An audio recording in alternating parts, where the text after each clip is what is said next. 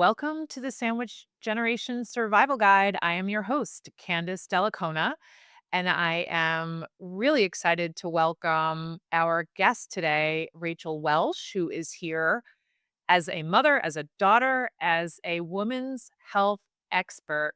Rachel is known far and wide as a pre and postnatal fitness pioneer. And Rachel is the founder of Revolution Motherhood. So, welcome, Rachel. Thank you, Candace. It's really a joy to be here. I'm so excited to have you and to talk to you about women's health and Cool. all of the struggles we have as mothers, as daughters, as Mhm. members of the sandwich generation. One of our favorite topics here is to talk about self care, and that's really why Mm. you're here. Yeah, I'm excited to talk about self-care and to unpack what that term really means. It's thrown around a lot. It is, and that's a really good place to start, and Mhm. maybe you can fill us in on your journey and what led you to find and establish Revolution Motherhood. At its inception, Revolution Motherhood really was born when I became a mom. And it was born to become a body and health education platform for women. When I became a mom, my oldest just turned 14. The black hole of women's health information was much more vacant and vast than it is today. And I would even say, even while it's a lot more filled right now, the information isn't necessarily better or more easy to understand today. But when I became a mom and discovered firsthand the real failings of the industries I was a part of with regard to women, and more specifically than failing women, I had never even really considered women. And the different bodies we live in and the changes that our bodies transcend year over year and decade over decade. And no conversation, no language, and certainly no roadmap to navigating those many changes so that women could thrive. And I speak of those industries, their fitness, their Eastern medicine, their health, their all the movement modalities, there's yoga, Pilates. I was in all of it. And that really fired me up Yeah. because the disregard for the quality of our physical health is actually a disregard for our lives. Your physical health colors everything about your reality. And in particular, once you become a mom, those demands are amplified, and that amplification is occurring on a compromised physicality, let alone a compromised hormone and emotional and everything else system. And so I really set out to answer those questions, not just for myself, but for women everywhere, because we deserve to be valued. Our bodies are valuable. And the assumption that from childbirth onward, even if you don't have a baby, you've crossed the threshold of 40s and 50s, that there's an assumption that women's bodies just decline, Yeah. and that's totally unacceptable. So first of all, amen to that. And I think you bring up a really important point that here you are, you're immersed in this world of fitness. You have education around the physicality, the body, and really have surrounded yourself probably with the people that should be able to have provided you with the answers and the data. And you, as someone who had the education and the resources to find the additional resources, you couldn't find them, so it sounds like you just created the resource. And I love what you're saying about Yeah.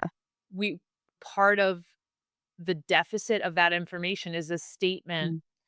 on the fact that it wasn't considered, that women's Yeah. health is dismissed. And Yeah. so you're bringing it to the forefront to make sure that we're not dismissed. Absolutely. We've never been studied.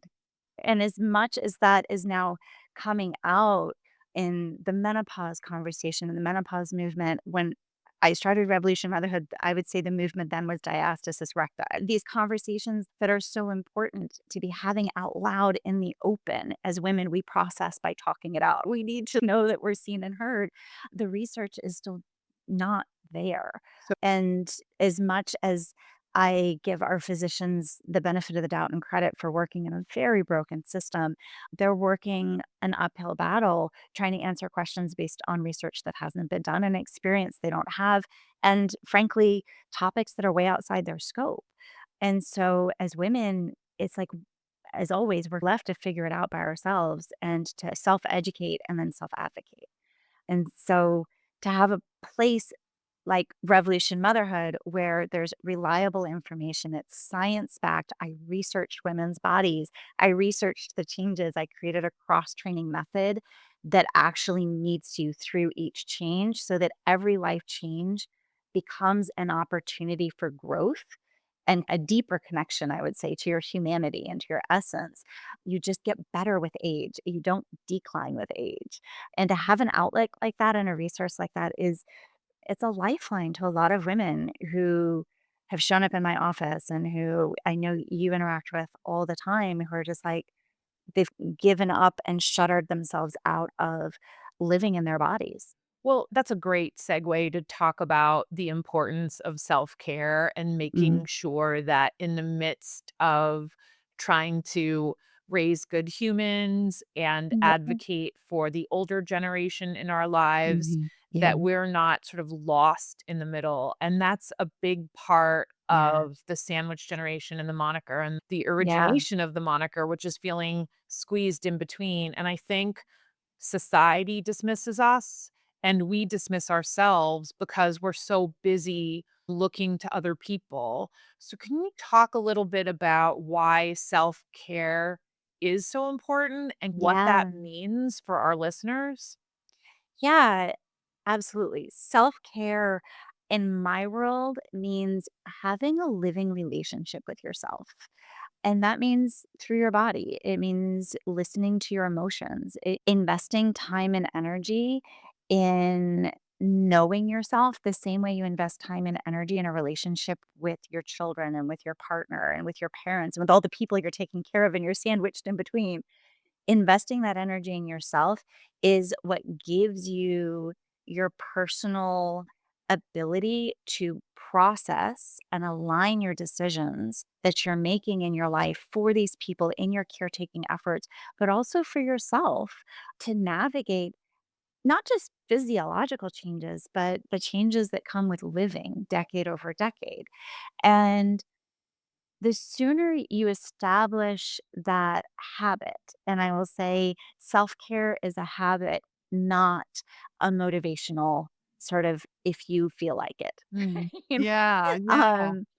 Because one of the things that really happens for us in that sandwiched, overtaxed, overwhelmed reality as caretakers of so many others Yeah. is you never are going to feel like it. As soon as you open this can of worms, like So you're going to true. feel things, you're going to face things, your thoughts are going to be like loud, all those things that come up. Pressing it down and ignoring it, we all know is not going to work. It doesn't work. I can It attest doesn't if work. anybody needs proof. Yeah, I know, I love that.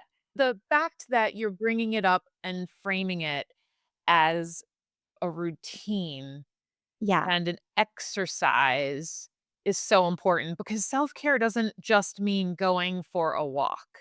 No. It means prioritizing who you Yeah. are and, to your point, thinking about the body that you embody Ugh. as the pathway, I guess, to the outside world. And one of Yeah. the things that I loved that you brought up in a past conversation that we had is honoring your body at every age. We have Mhm. listeners who have young children and maybe they're in their 30s and people who have moved on. I myself am in my fifth decade. What does that mean? And why do you think that we as a society don't honor our body at every age? What is it that prevents us from doing that?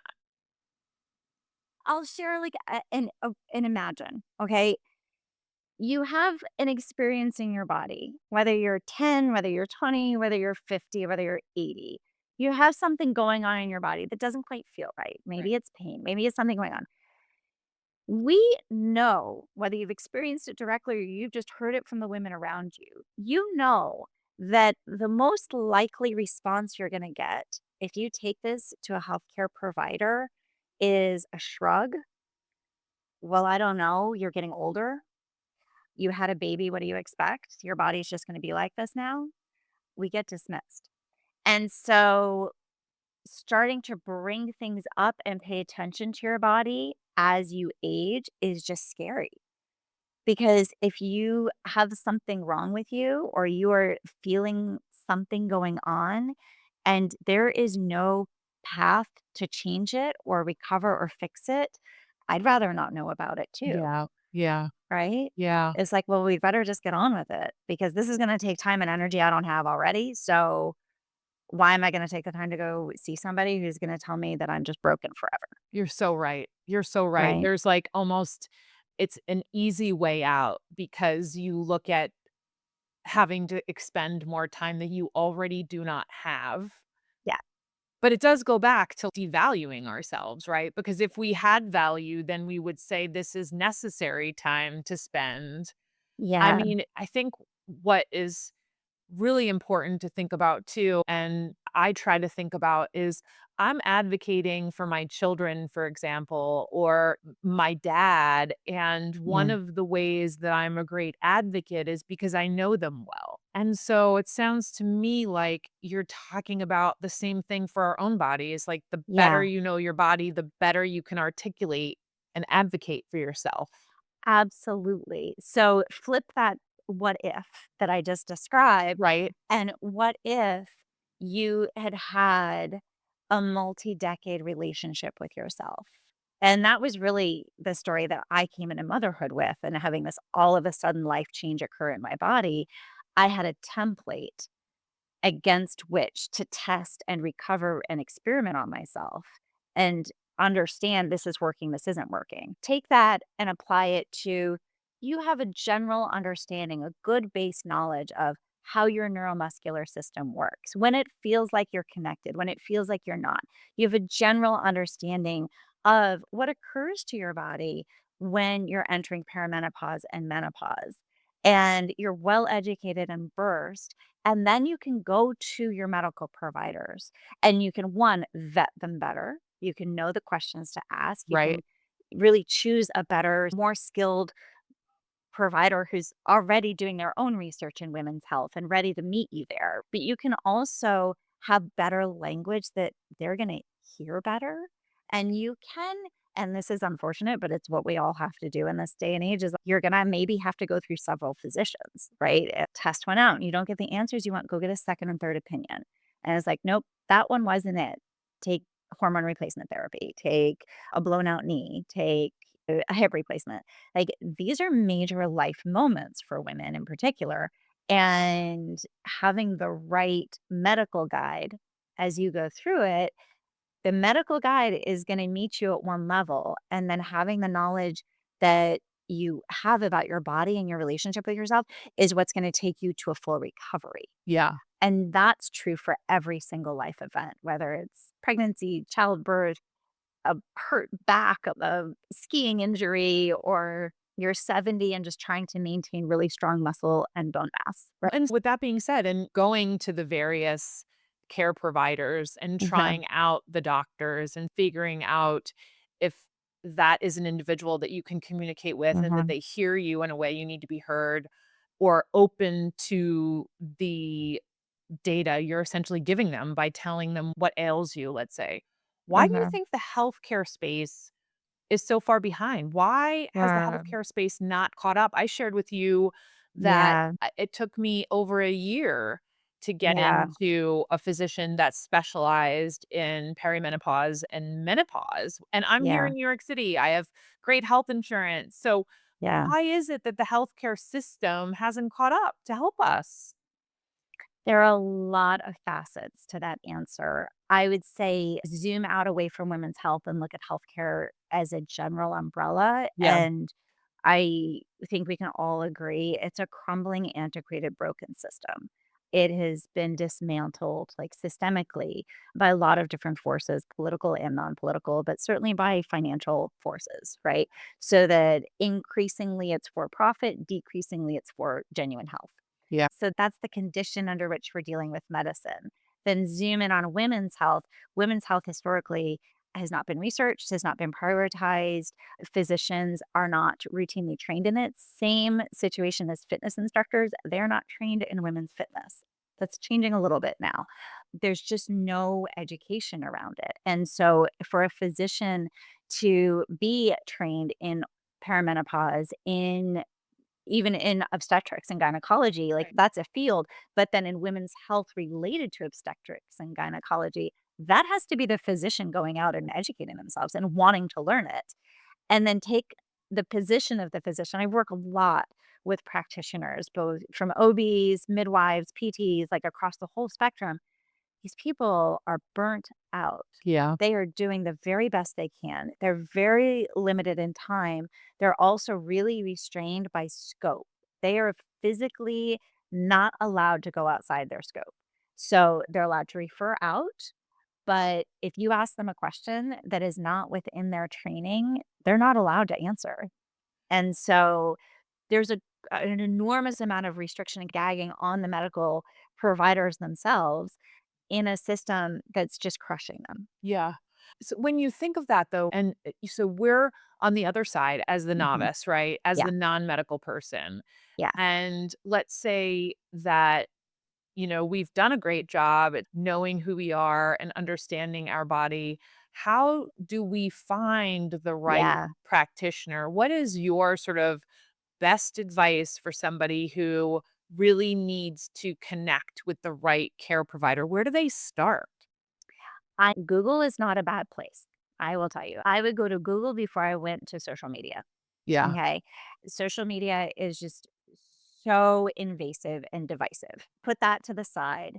Go to Google and I would put in the terms that you, for instance, we'll take perimenopause. Okay. So if I were going to Google a practitioner in perimenopause, I would put in perimenopause, general practitioner, or if I wanted like women's health specialist, something like that, I would put a general geographical area around it. So I would put some parameters like that around it, see what comes up. Then generally, you do get a list or a link to, like, ZocDoc or some list of practitioners where they've been reviewed Yeah. by patients, Right. and then you've gotta do your research. You've gotta, like, pull out a few of the physicians. I will tell you, this is a place for AI as well. I'll go into Claude, and I will plug in some doctors' names. I'll plug in my health insurance, and I'll be like, "Line us up." And Claude's pretty good. They'll help define things for you. They'll That's help a great AI suggestion, will help. actually. Another great example of how AI can help you. It can, yeah, it Yeah. can cut through the noise a little bit for you. Yeah. And so that'll then start with like, all right, I've narrowed it down to a handful of physicians. And Mhm. then you can like Google the actual name and just start reading about that person. Read their bio, read the bio they wrote about themselves Eh, and figure out what they're saying about themselves. And that's where I would start. And then yeah. honestly, I've had a couple physicians where I thought they were gonna be great, and I called the office to try to make an appointment, and, that experience was so weird and off-putting. I was like, I don't think that's the one actually." And then I would go to somebody else. Don't be afraid to change doctors. All of this takes time, which is why it's easy to get self-defeating about it, Yeah. right? Yeah. So it does take a little bit of diligence and time, but this is time that's well spent. It is, This is your health. and making it a priority, and Yeah. you just used the word noise, which I think is really illustrative because as Mm, someone who is now in her 50s and searching for the data to help yeah, me find my way through, how do we cut through the noise? There's this vast yeah, vacancy that we talked about, right? And there was the yeah, wide open space where you realized that there was no information, and then I feel like it's two extremes because then there's also so much information and we're being told to take this supplement and don't do hormone yeah, replacement therapy and then this could don't have soy, and so how yeah, do you cut through the noise with all of the yeah. information that's floating out there in the ether? It's really hard, and we'll just start there. You have to be really an adult with yourself and discipline the information you're allowing in your brain, and I would say this across all information, not just your health. No, I would this is how I relate to it. I choose my sources. I don't allow every source into my brain, but I also choose sources that are science backed or based in research, based in data. For instance, someone just in our community the other day was asking about a perimenopause supplement. Right. They're just Great like jumping into example. the Yeah. group and they're like, what do I do? Yeah. I respond to all of those inquiries. And I went in and I found an NIH study, National Institutes of Health. I found an NIH study and I linked her to that. And I said, this is from NIH. It's science backed, it's research backed. They're even at the front, like in the abstract, saying women need more study in this area. However, from what we have seen in the data we've collected, here are the results. So it's not telling you a should, it's not advice. It's here is the data. You can weigh it for yourself. And then I said at the bottom of that, here's my opinion. Right. Right. In my Right. experience, Right. supplements should be just that, a supplement to your whole nutrition and active lifestyle. And you have got to run supplements like this by your doctor because your blood work matters. So, supplements, just because they're vitamins, doesn't mean they don't have anything in them or they can't have any negative impact on you. It's like you need to know if you're deficient in anything or what if this is going to contradict anything that you're already taking. Like you definitely need to run this stuff by your doctor. And so that's one of the ways we cut through the noise, right? Like she came to a trusted closed community, Yeah. asked her a question, Yeah. and the response is, here's science. Definitely run it by your doctor, but also litmus check this with your holistic lifestyle. And the other piece I would say is once you do want to try something, if you've tested it out, you like think it looks great, you have 5 friends who've taken it and tried it, try it. Like if it seems safe, go for it.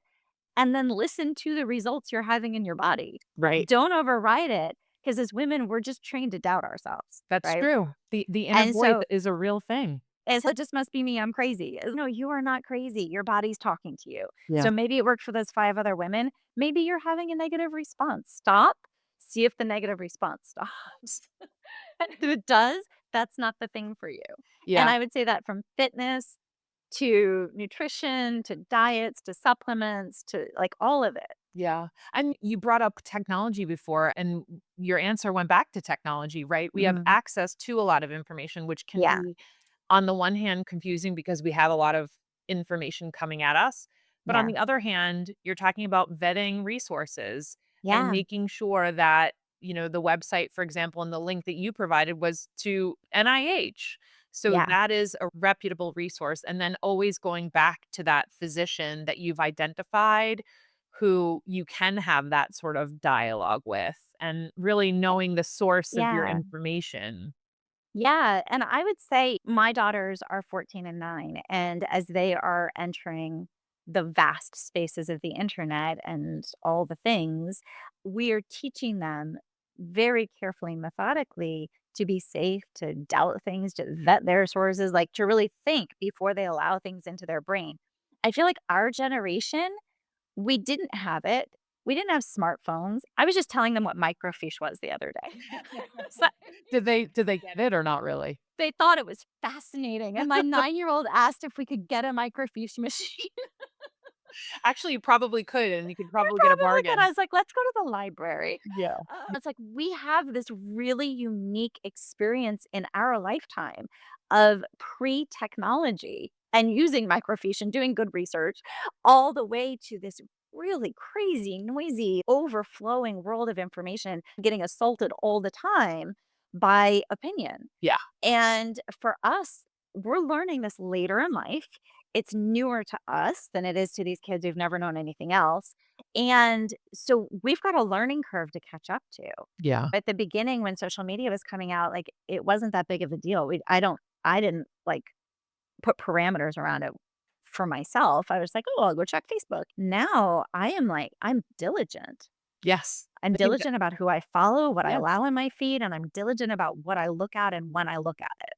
And so even talking about those parameters and being diligent and finding the Mhm. right resources, while you were talking, I was thinking those are also examples of self-care Yeah, You're making sure that the information you're allowing to seep into you to help make decisions is good information because you're worth it. absolutely. And so putting the value on that and making sure that the data and that the medical people that you choose to be in your orbit are worthy to be in your orbit and making sure that those things are a priority. I think one of the things that I love so much about Revolution Motherhood, and if we could talk a little bit about that amazing endeavor that you Mm. started. First of all, I love the title. Thank you. It's just really indicative of about what the program is, and so Mhm. when you found this wide open space where this information was really lacking, what was the Mhm. most important thing for you when you started Revolution Motherhood? I would say it was the desire to help women who had lost all hope that they could really live vital lives. Oh, And I can't even describe or count how many women have showed up in my office. And I sit down and I look at them and I ask them how their bodies are, and they fall apart. They just sob hysterically. It's like someone's finally asked. And the end of that sobbing is almost always, I don't think there's anything that can be done. I'm just in pain all the time. And over the course of 60 or 90 minutes, we take our time. I listen to them. Listen to their bodies. I watch their bodies move. We find what does turn on and what does work. And we chart a course to making the positive changes they didn't think were possible. mm, And it's so much more than just getting strong and doing fitness. Fitness is a word like self-care, right? It's like, yeah, it's so much yeah, more than that. It's about intentional living. yeah, And for me, this is my personal story, but my body's always been I've been an athlete my whole life. And it's how I've known myself, how I process myself. And for other women who live like that, to have that like oasis taken away from them or threatened, it's so much more than, oh, my butt isn't tight anymore. I don't have a six pack anymore. And we're talking about a real loss of self.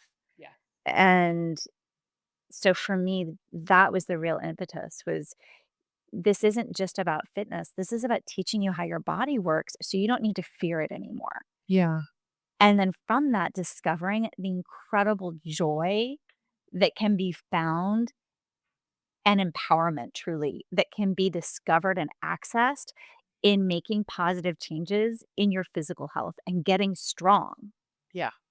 I love And so that. The fact that, to your point, whether you're an athlete your whole life or you were someone who was in shape and you were more able-bodied maybe than you Mm, are at the current time, there's so much mhm. identity and self-worth entangled into your physicality, especially in our society. For you to have created this platform, which is a soft place for people to land and creating a community from that, which is a Yeah, big part of what Revolution Motherhood is, and I encourage yeah, people to check out the website because it really is a place where like-minded people look for vetted information, evidence-based information, and a sense of belonging and not being yeah, alone in their struggle. yeah, totally. I'll say, like, as a founder, I had an idea, I had a passion flash, I had a vision of what it was gonna be, right? And you never know what it's actually gonna become once it's put out into the Yeah, organic yeah. world.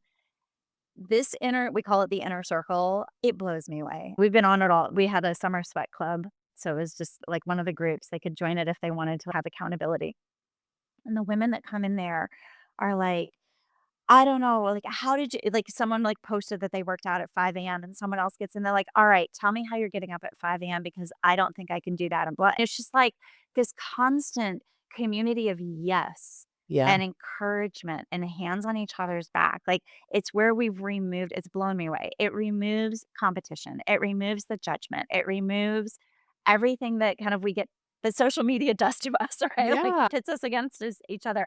It's like it is such a safe and loving space where what unites us as women and mothers is what is strongest and loudest. And it is. I've said that actually for a long time is that what unites us as women is so much stronger than any of the distractions that would divide us. Amen. And when we come together in that group, we just like we achieve mountains, right? So it's just it's been the best and it continues to grow. It continues like obviously it's this growing community, but it continues to be this place where women are able to imagine for themselves something that could suddenly become possible that up until that point, they had just written off as impossible for themselves. Whether that is getting in the best shape of their lives and getting a six pack for the first time or running a marathon after you've Yeah. had 4 kids Yeah. because your pelvic floor has been blown out or literally just being able getting out of such chronic pelvic pain that you can go to the playground and have fun with your kids, Yeah. That's the right? thing too, right? It's at every stage. And one of the great sort of guidance that you provide is that you should expect your body to be different every single year, and that is 100%. okay, and it should happen, and that every stage of life has its thing, and that is just Yeah. part of the aging process. 100%. And I think 2 things I'd say to that is that 1, normalizing, just me saying out loud and normalizing a woman's internal experience really helps us all take a breath and relax. Yeah. Oh, okay. I'm not unique or alone or isolated or different or falling apart the way other women aren't. Your body will change every single year. Our bodies, this is one of the foundational principles of our fitness method, is that it just over the course of 1 month and your cycle, your abdominal wall and the muscles that hold your abdominal wall from the front, sides, and back change shape. They relax. They don't respond as well. And then over the course of your cycle ending, they start to wake back up. So the layers of our tissues and the qualities of our tissues and our mind muscle connection, how our muscles respond or don't when we ask for strength, it changes just over the course of 1 menstrual cycle. And that take that kind of circular experience and apply that over a decade, apply that over menopause, apply that over multiple childbirths and recoveries. And what you're getting is opportunities to continue to know yourself, to activate, to listen, to find the muscles that have turned off, not judge yourself about it Mhm. because it just is the nature of the beast, activating them. And once we have a good, strong, activated muscle group, we can strength train them. And that's how we stay strong and vital through every life phase, whether you're going into the changes of menopause and really needing to focus more on some weightlifting and strengthening and maintaining bone density and muscle mass, which is RM Revive versus postnatal recovery and you gave birth 5 days ago and you're like, "I just would like to be able to sit down without pain." We got you through all of it. And that's really where it's that change that like we can just count on the body going through this cycle where I started to research, well, what gets our tissues vital? And that's fascial hydration. If I'm going to get into some science, like we use this big soft foam roller and we really tend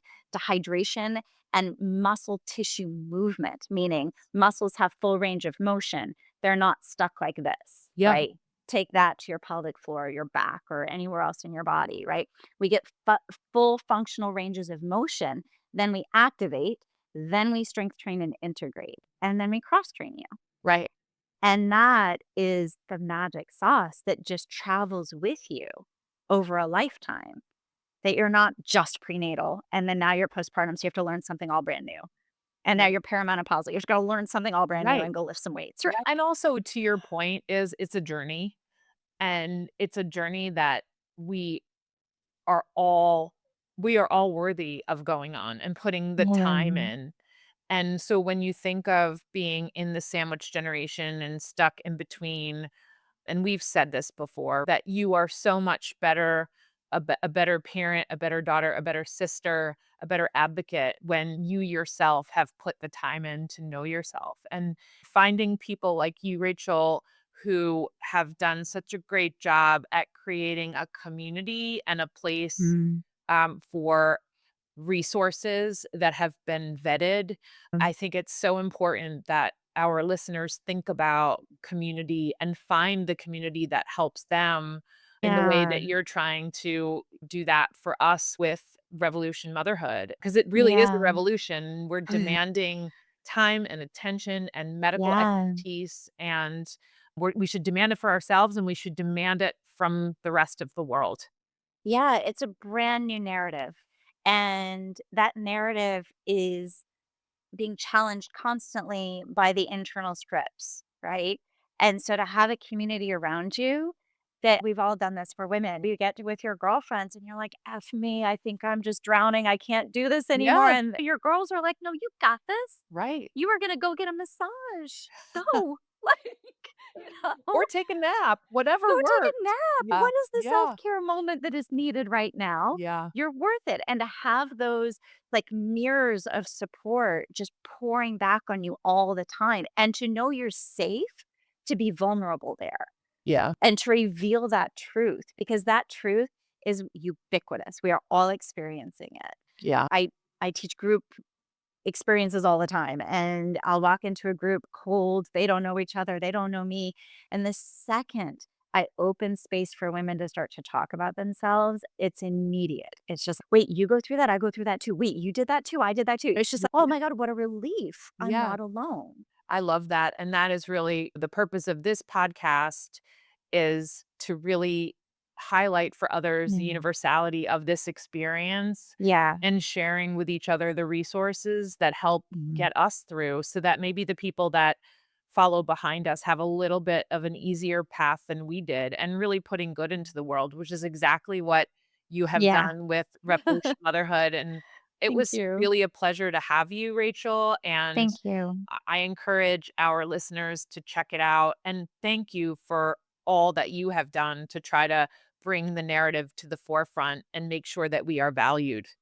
Oh, God, it's my privilege, truly. Besides having my daughters, it's my privilege. Oh, And thank you for creating and generating this platform because this is how it's by sharing our stories and sharing these resources that we imagine and are allowed to imagine a different reality and a different narrative. So the more so we fill the space with good noise and good yeah, information, the better. So cheers thank you to very that. much. Yes, thanks again.